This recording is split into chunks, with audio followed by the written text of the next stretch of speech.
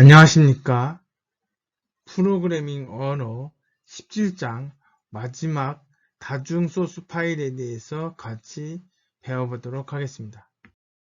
지난 시간에 선행 처리기 샵이 붙어있는 include, define 이런 식으로 이런 거에 대해서 배웠고요. 매크로, 특히 이제 매크로 함수에 대해서 배웠습니다. 그리고 지난 시간에, 바로 직전 시간에 조건 컴파일에 대해서 배웠습니다. 자, 조건 컴파일이 사용되어지는 많은 경우가 어떤 경우라고 얘기했습니까? 다른 운영체제라든지 다른 어떤 특별한 경우 여러 개의 소스를 각각의 환경으로 복사해서 유지보수하기가 쉽지 않다. 그래서 어떻게 한다고 그랬어요? 조건 컴파일을 통해서 좀 커지긴 하겠지만 원래 소스 파일을 놓고 거기에 각각의 조건에 따라서 말 그대로 조건 컴파일 적용을 해주면 이거를 각각의 환경에 따라서 컴파일해서 실행 파일을 전달해 주면 되고, 그리고 수정 사항이 있을 때는 이 위에다가 수정을 하게 되면 원본 파일 하나 갖고 수정을 하면 되니까, 자, 그런 용도로 조건 컴파일을 사용한다. 자, 그러면서도 이제 이번 시간에 다중 소스 파일이라고 하는 걸 배울 건데, 자, 이 다중 소스 파일이라고 하는 것은 결국은 뭐냐면 하나의 프로그램, 하나의 프로젝트에 하나의 파일로 다 작성하는 거는 여기가 분량이, 즉 길이가 너무 길어지는 단점이 있고, 그리고 관리하기도 어렵고 유지보수하기 어렵습니다. 그래서 이것을 메인 함수에 관련된 CPP 파일하고, 그 다음에 여기 필요한 부분들은 헤더 파일이라든지 아니면 또 다른 함수가 정의되어 있는 CPP 파일을 만들어서 여러 개의 파일을 가지고 관리하시는 게 조금 더 유지보수하기 더 좋다. 이런 얘기죠. 요거는 아까 조건 컴파일에서는 같은 소스 파일을 복사해서 운영하기 때문에 유지보수하기 힘들다는 얘기고, 요거는 하나의 파일을 기능별로 잘라서 내지는 모듈별로 잘라서 관리하면 그 모듈을 수정해야 된다. 그럼 그 모듈만 보면 되는 거니까요. 그런 이렇게 하면 유지보수하기가 오히려 더 좋다. 그래서 이번 시간에는 다중 소스 파일에 대해서 어떻게 사용하는지 배우도록 하겠습니다.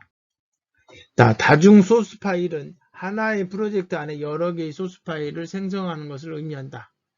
하나의 소스 파일을 작성하면 코드가 길어지게 되고, 그러면 프로그램이 복잡해져서 유지보수하기가 어렵다. 소프트웨어 공학적으로도 소스 파일을 하나 만드는 것보다 여러 개 나누어서 유지보수하기 더 좋다. 나눠서 만드는 것이. 자, 하나의 프로젝트 여러 개의 파일을 생성하는 경우 이 하나의 여러 개를 나눴을 때 이 하나의 소스 파일을 우리는 모듈이라고 하고, 각각의 모듈은 하나의 소스 파일과 함수 원형을 정의되어 있는 헤더 파일을 가지고 있습니다. 그리고 이 헤더 파일이 이제 각각마다 다 있기 때문에 결국은 어떤 헤더 파일을 먼저 하느냐에 따라서 좀 달라질 수도 있는데, 여하튼 중요한 거는 한 번만 해야 된다는 거죠. 그래서 헤더 파일의 첫 번째 명령어로 요거를 쓰게 되면, 만약에 이게 정의되어 있지 않다면 컴파일을 해라, 이런 의미죠. 그래서 여러 개의 파일에 동일한 헤더 파일이 중복되어 있을 때 중복해서 사용되어지는 것을 예방하기 위해서 이런 문구를 쓴다, 이런 명령을 쓴다. 기억을 해주시면 좋을 것 같습니다. 다중 소스 파일 생성하는 이제 절차를 한번 보도록 하겠습니다. 자, 우리가 이제 지금 여기 메인이 있는 파일이 있고, 여기 모듈과 같은 이 파일이 있습니다. 이 파일에 뭐가 들어있어야 되냐면 함수 원형이 정의되어 있는 헤더 파일을 헤더 파일을 불러와야 되고요. 그 다음에 이 헤더 파일 안에는 뭐가 있어요? 함수 원형이 선언되어져 있고, 아까 얘기했던 것처럼 이 헤더 파일을 이제 불러와야 된다라고 말씀을 드렸습니다. 자, 뒤에 예제를 통해서 한번 보도록 할게요. 여기 이제 뒤에 예제의 구조인데요. 프로젝트 이름은 이렇게 돼 있고, 이제 헤더 파일과 소스 파일 두 개가 이렇게 있습니다. 한번 보도록 하겠습니다. 자, 여기 보면 메인 C고요.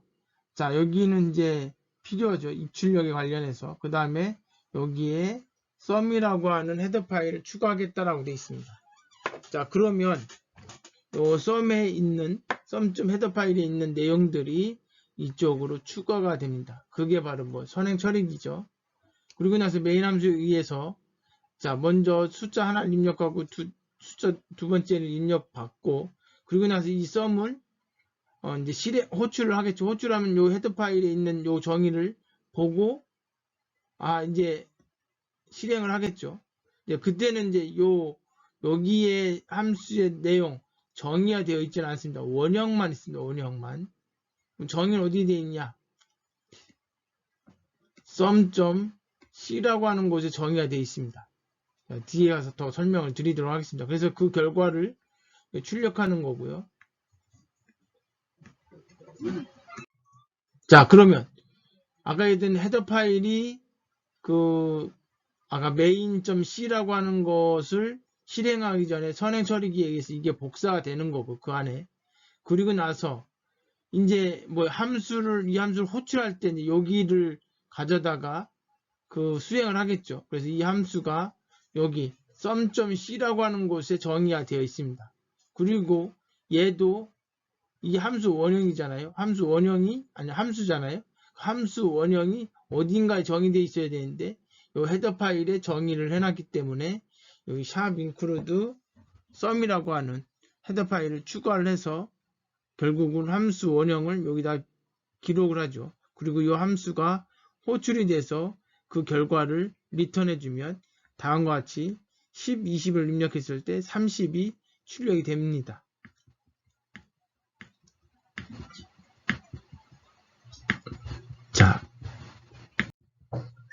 자, 여기 보시면 어떻게 파일을 구조화 시켜야 되냐면 아까 전에도 한번 언급을 했듯이 자, 소스 파일에는 main.c, sum.c라고 해서 소스 파일이 여기 들어가고요.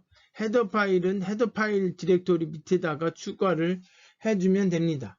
그래서 헤더 파일에는 말 그대로 함수의 원형이 여기에 정의되어 있고요. 그럼 함수의 내용이 여기에 있어야 되겠죠. 자, 여기서 중요한 것은 이 C 파일이 또는 CPP 파일이 여러 개 있어도 상관없지만 메인 함수가 여기서는 요 main.c라는 곳에만 있고 sum.c에는 메인 함수가 없죠. 그냥 함수 sum이라고 하는 함수만 정의되어 있어요. 그래서 요 소스 파일의 안에는 메인 함수 하나만 있어야 돼요.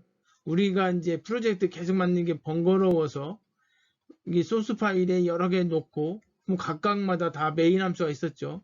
그래서 편법을 어떻게 썼냐면 나머지는 다 링크를 연결시킨 걸 다 끊어놓고 이것만 실행을 해준 거예요. 그래서 메인 함수가 결국은 실질적으로 여러 개 있지만 눈에 볼 때 컴파일 할 때는 메인 함수 여기 하나에만 존재해서 실행하는데 오류가 발생하지 않았습니다. 그죠? 이건 우리가 편법으로 쓴 거고 실질적으로 링크를 다 끊어놓지 않으면 이게 다 실행이 되는데 컴파일이 되는데 뭐만 컴파일하면 되는 메인만 컴파일해도 얘가 자동적으로 다 컴파일을 합니다. 그런데 중요한 건 뭐냐면 요 메인 함수 안에 요 main.c에만 메인 함수가 있고 여기에는 없어야 된다. 메인 함수는 한 개만 존재해야 된다라고 하는 것을 여러분이 기억을 하셔야 됩니다. 자, 결국은 여기에서 얘기하고 싶었던 건 뭐냐면 소스 파일을 여러 개 다중으로 관리하게 되면 내가 예를 들어서 sum이라고 하는 함수가 있는데 그 sum이라고 하는 함수를 내가 수정을 하고 싶다. 그러면 그 해당 파일만 가서 수정을 하면 돼요. 그죠? 그렇게 하면 문제가 생기지 않고 유지보수하기도 쉽죠. 안 그렇고 하나의 파일에다 다 집어넣으면 복잡해 보이기 때문에 그런 번거로움이나 복잡성을 줄이기 위해서 다중 소스 파일로 해가지고 여러 개 만들어서 그 헤더 관계, 그러니까 헤더 파일 추가하는 걸로 해가지고 처리해버리면 조금 유지보수하기가 쉽다. 요것이 이번 시간의 내용입니다. 별 내용은 아니었습니다. 그러니까 만드는 방법과 파일 생성하는 방법, 요것만 여러분이 기억을 해주시면 되겠습니다. 예, 수고하셨습니다. 감사합니다.